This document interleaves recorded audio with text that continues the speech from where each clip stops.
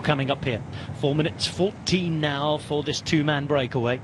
Originally 4 before Kess was dropped following Van Hemelen being the first to disconnect. And at the front we have Randering here alongside Bijs, Mathieu Bijs that is, of Polti Cometa. And then the run into the rise to the finish. Putting all the onus on UAE Team Emirates, do they have to bring these two riders back? No. His setup for the Worlds, it's going to be a different race, or at least on paper, a different race to the one we saw last year in Glasgow. There as well, and Lidl don't want to lose control after all of the work they've done today.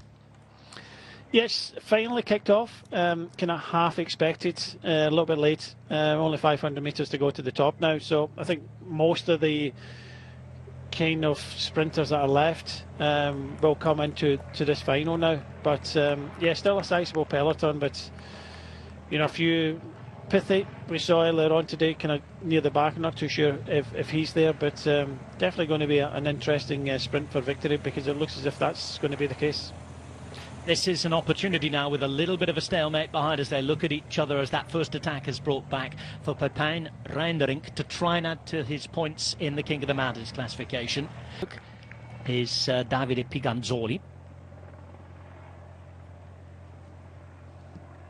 And this is Reinderink just trying to survive to the top now. Yeah, that's what he's trying to do. Just going over the top now, taking maximum points. So definitely getting himself in the breakaway, realising it's not going to go to the finish, but wants to take maximum points. A real fast finish now is upon us. This is all that's left at the front of the race in the Tour of Luxembourg on the opening day. Downhill from the Côte de Staffelte and into the Luxembourg capital before an uphill finish for the final 1.1 kilometres to its fish market and to finish up the top of the Montée de Closen. That's Bijs, he's been taken back. Reinderink is now brought back as well. It's all together with 8 kilometres to go on the opening day. As much as they can here, Brian. Yeah, position first and foremost.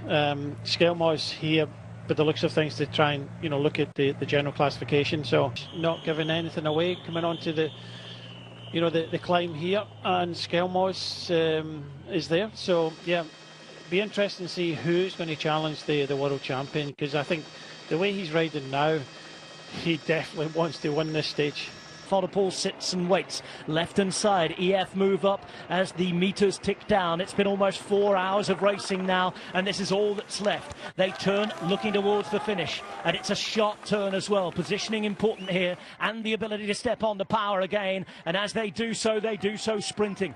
It's Wilco Kelderman who's at the front. Skelmo's on his wheel. Then you have the world champion, and behind those out of position are not going to have an opportunity to hit the front. And now the sprint is launched. Still it's Kelderman who's there. Behind his teammate waits. Laporte is following the wheel of Mathieu Van der Poel, who now hits the front. Van der Poel is there in the rainbow bands, just a week out from the defence of his title. Mathieu Van der Poel is going for the line. He can see it in front of him now. Mathieu Van der Poel is there. He's trying to keep it going, and for the first time since April, the world champion raises his arms in the rainbow jersey, and on this form the title defence is a real possibility.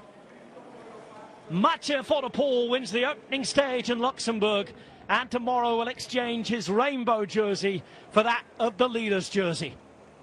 That was impressive in professional bike racing for the first time since he crossed the line first in the Roubaix Velodrome at the beginning of April.